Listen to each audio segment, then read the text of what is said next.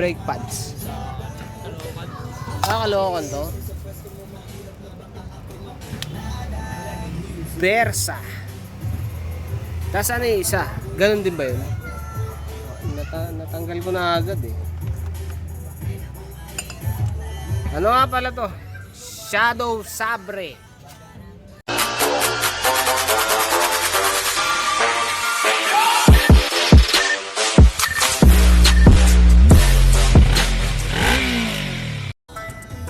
Ano lang, brake overhaul lang. Nasaan na ba yun? Ganon din yung box. Versa din. Tapos magkano to? 1,000 plus? 3-3 lang. Ha? 3-3? 3-3 yung brake pads? Ceramic yung likod dito. Versa eh. Ganon. Mas mahal pa nga yung Versa, ibig sabihin ano yun? Baliktad, di ba? Versa. Oo, vice versa. Hindi, di ba yung mga Versa van? Versa, vice versa. Ano lang, brake overhaul. Putik. Dirty yan. Pag nagbe-brake overhaul nga pala, kinakalas pati yung mga o-rings. Kasi may mga nakikita ako sa TikTok yata o sa Reels yun. Hindi na hinubad yung o-rings eh. Binabrush na dyan. Dyan na nililinisan yung o-rings, hindi kinakalas eh. Mas maigi kalasin para matanggal yung mga yun, yung matitigas eh.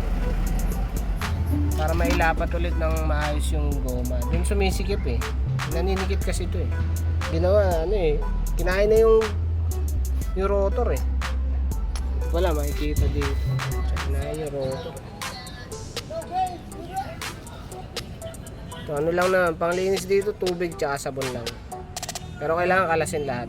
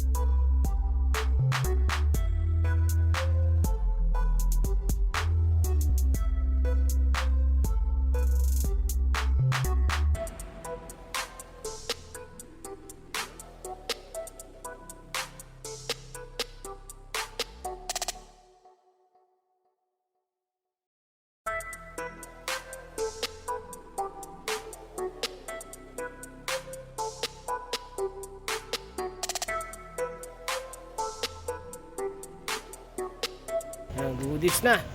Okay. Oh, likod naman. Hindi din daw gumagalaw. Hirap gumalaw pala. Yan. Linis naman eh. Malagkit na lang yung masyado yung ano. Luma na eh. Masyado ng luma. Goodies. Goodies.